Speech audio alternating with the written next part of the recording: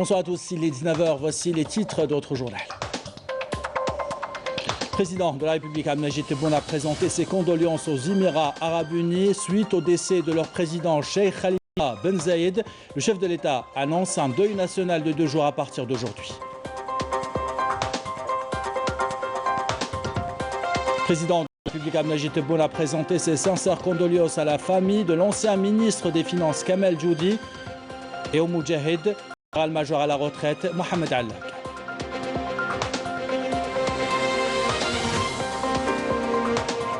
Dans le volet économique de ce journal, nous irons à Constantine où des unités de production s'apprêtent à produire plusieurs millions de comprimés de médicaments génériques.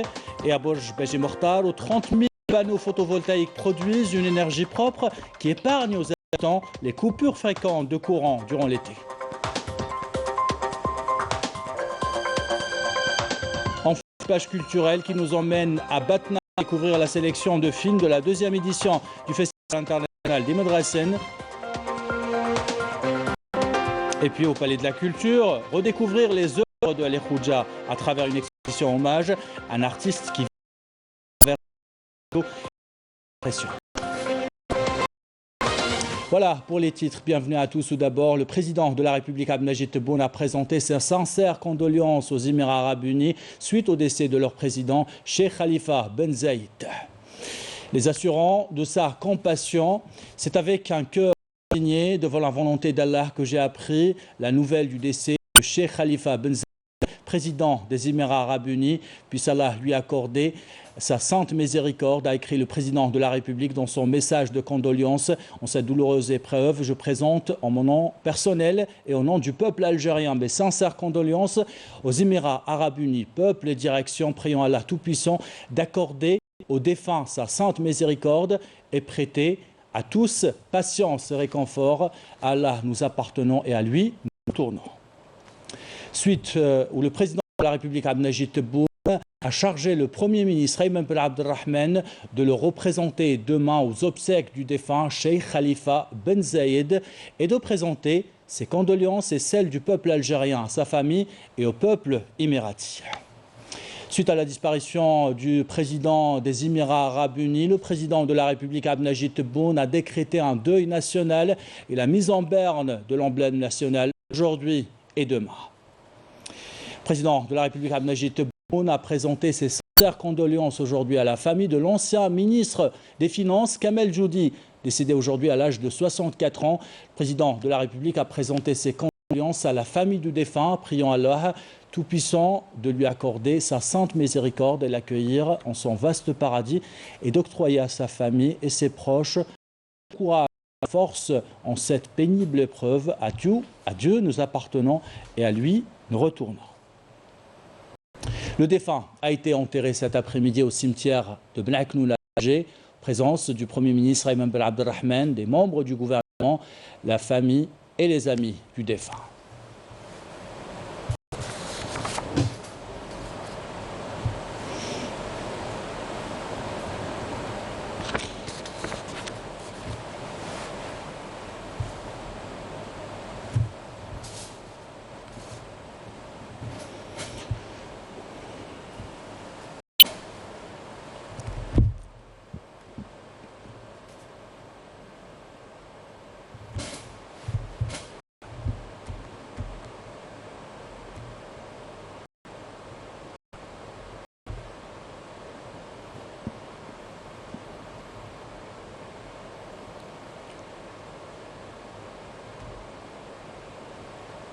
Et le président de la République Abdelmajid Tebboune, chef suprême des forces armées, ministre de la Défense nationale, a présenté ou adressé aujourd'hui un message de condoléances à l'ensemble des membres de l'armée nationale populaire et à la famille du Moudjahid général à la retraite Mohamed Allak. Prions Allah Tout-Puissant d'accorder aux défunts sa sainte miséricorde et de l'accueillir en son vaste paradis et de prêter à ses proches patience et réconfort.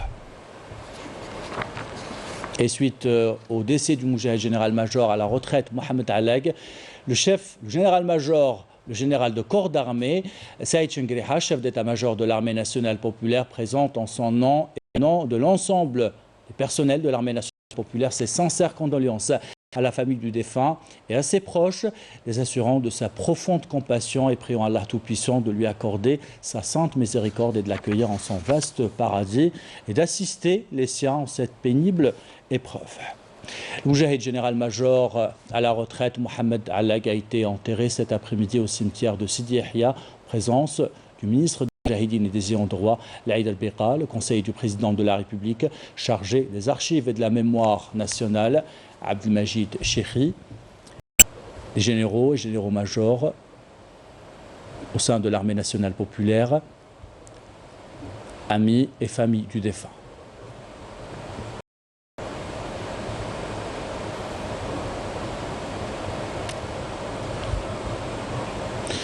Je vous propose maintenant d'écouter cette déclaration du ministre des Moujahidines et des ayants droit.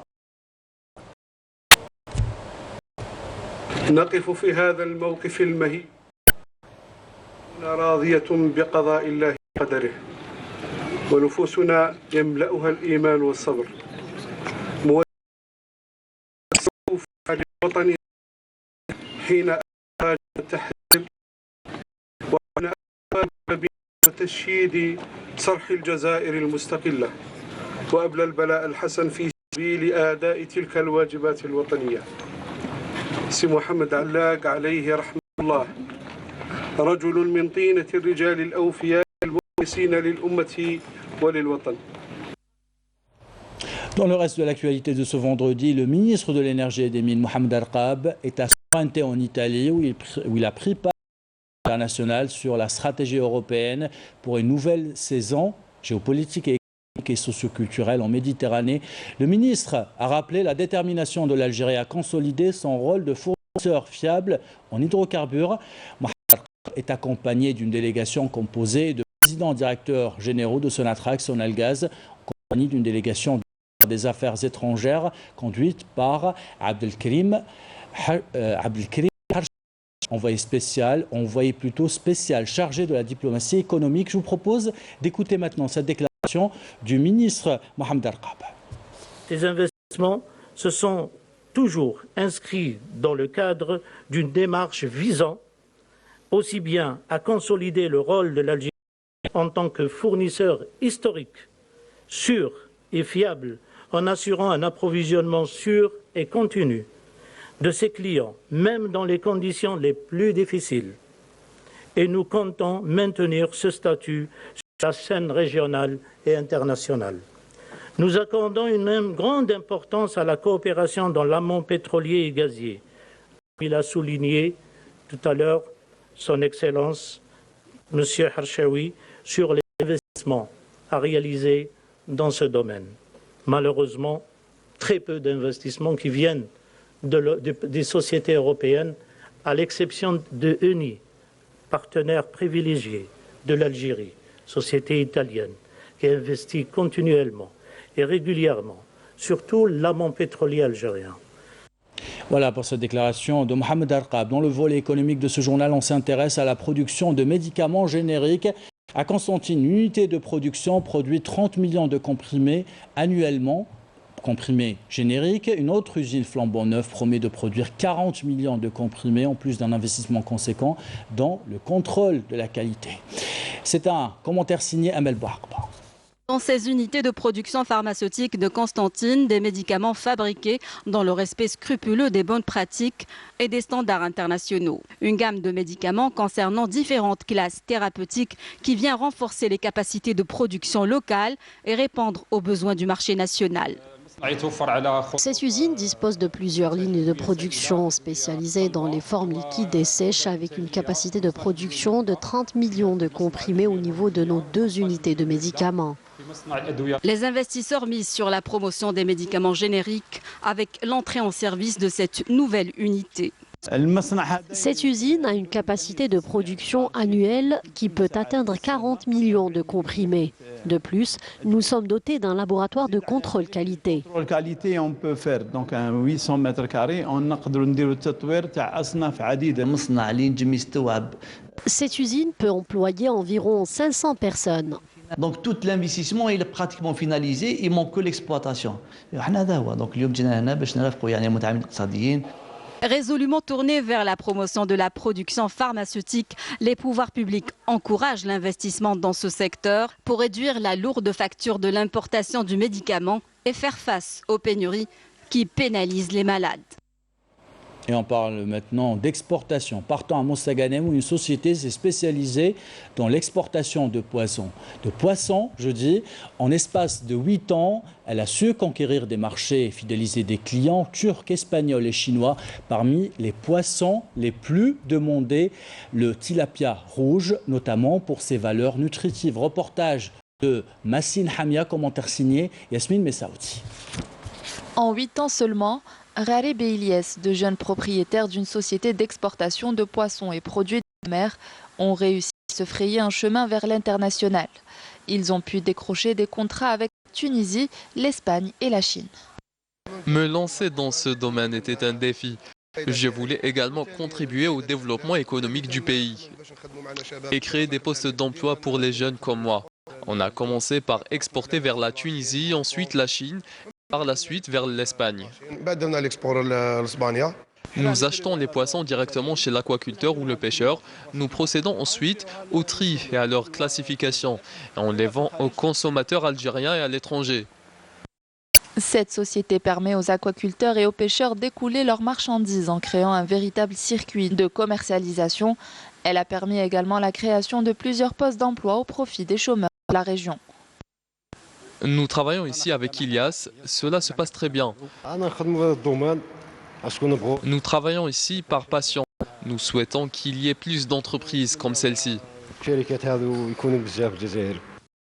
L'investissement dans le secteur halieutique, un créneau porteur qui permettra à la filière de sortir enfin à la tête de l'eau.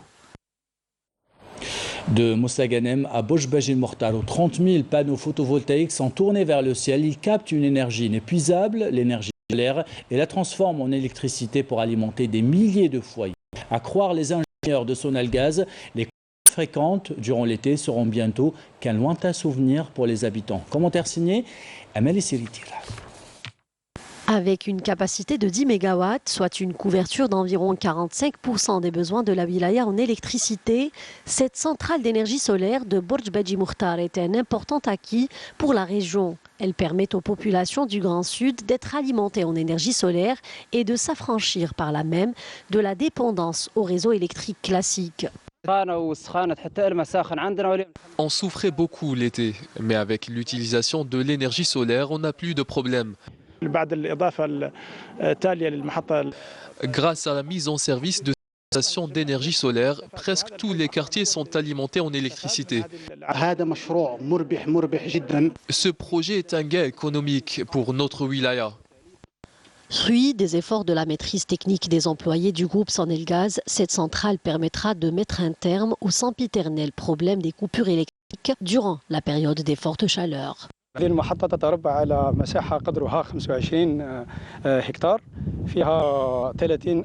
Cette station s'étale sur une superficie de 25 hectares. Elle comporte 30 000 panneaux photovoltaïques.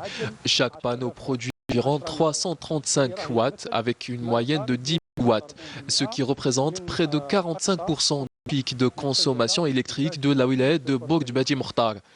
La production globale de l'énergie électrique à Borj Badji Mukhtar couvre 3 fois la plus haute valeur enregistrée en matière de consommation d'énergie dans la région.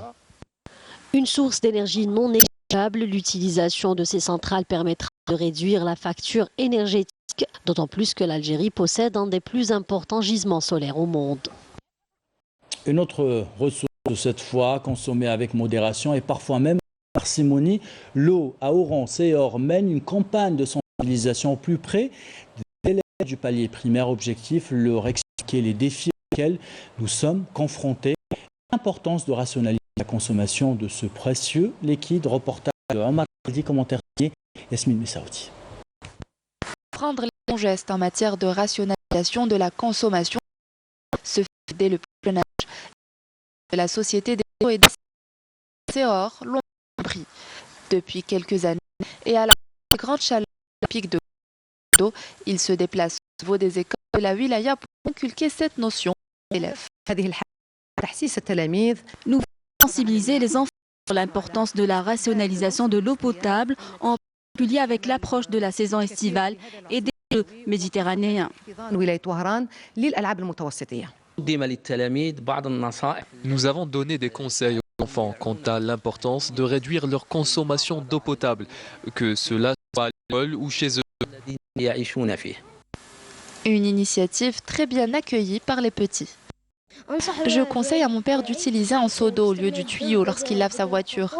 Je conseille à ma mère de ne pas laisser le robinet ouvert lorsqu'elle lave la vaisselle. Il ne faut pas laisser le robinet ouvert lorsque nous nous lavons le visage et les dents. J'appelle ma famille à éviter le gaspillage de l'eau. Une campagne qui vise à sensibiliser les générations futures à l'importance du respect de cette ressource vitale, de les encourager à devenir ambassadeurs de l'eau et de l'environnement en les alertant à lutter contre le gaspillage sous toutes ses formes. Dans l'actualité internationale, les forces d'occupation de l'entité sioniste ont continué leur série d'attaques et d'intimidations envers les Palestiniens. Ce matin, un Palestinien a été blessé par balle dans le camp réfugié de Jenin. Et après le lâche assassinat de la journaliste de la chaîne Al Jazeera, Shirin Abu Akleh, tombée en martyr mercredi dernier, la police de l'entité sioniste a attaqué ce matin son cortège funèbre.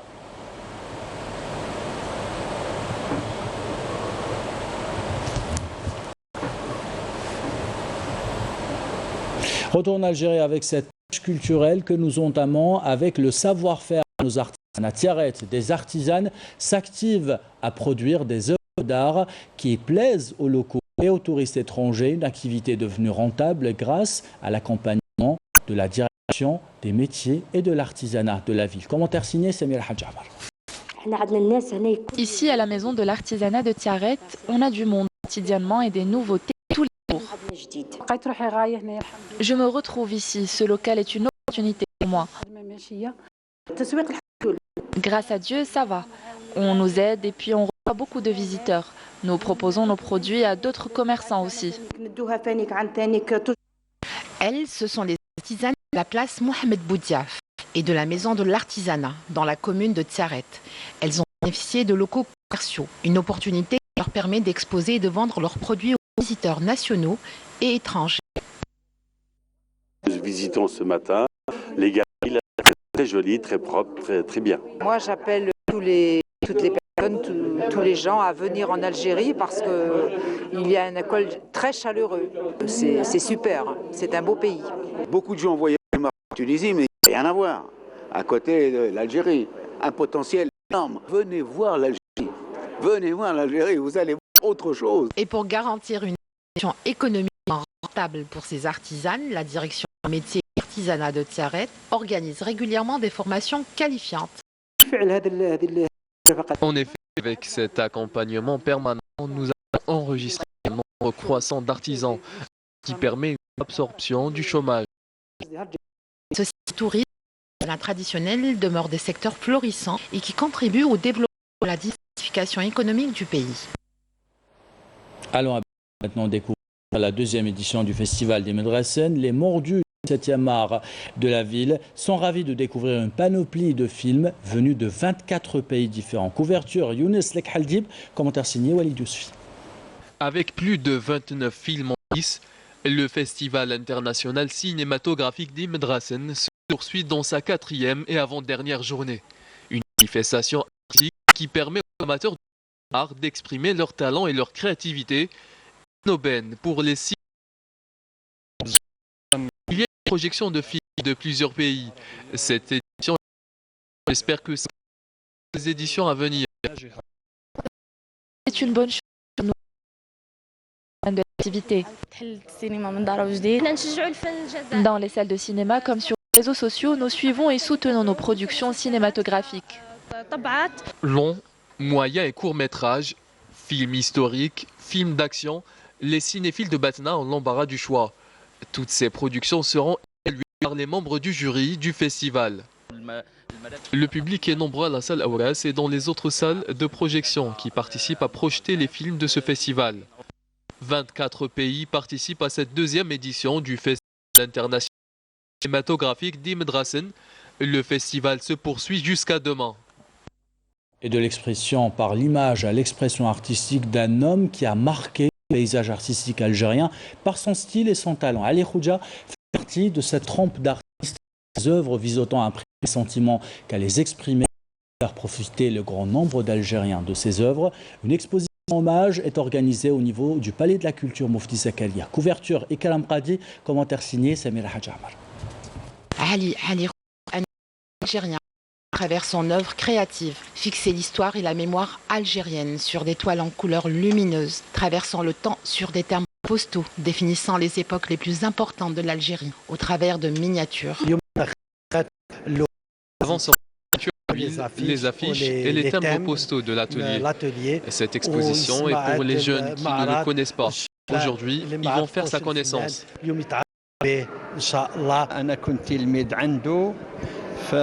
J'ai été son élève aux Beaux-Arts en 1968, ce qui fait la particularité de Ali Khoudia, c'est le côté philosophe. Il était calme, courtois et généreux. Il a été l'élève du et vers ses créations artistiques exulte cette profusion de couleurs, la composition feutrée, touchant dès le premier regard, passionné d'art au cœur. Ce que je retiens de son enseignement, la créativité et le respect. C'était un formateur très respectueux. C'était un vrai génie. Il a su faire de nous la relève. C'est à notre tour aujourd'hui de transmettre ce savoir-faire aux élèves. Avec son travail, il nous laisse un bel héritage. C'est de l'abstrait, mais lorsqu'on y regarde de plus près, de la sérénité se dégage. C'est de la thérapie. Cet hommage à un grand artiste algérien contribue également à animer l'espace culturel en Algérie. Et avec cet hommage, nous arrivons à la fin de ce journal. L'équipe de la rédaction qui l'a préparé, l'équipe technique qui l'a réalisé, vous remercie de l'avoir suivi. Merci pour votre fidélité. Belle soirée.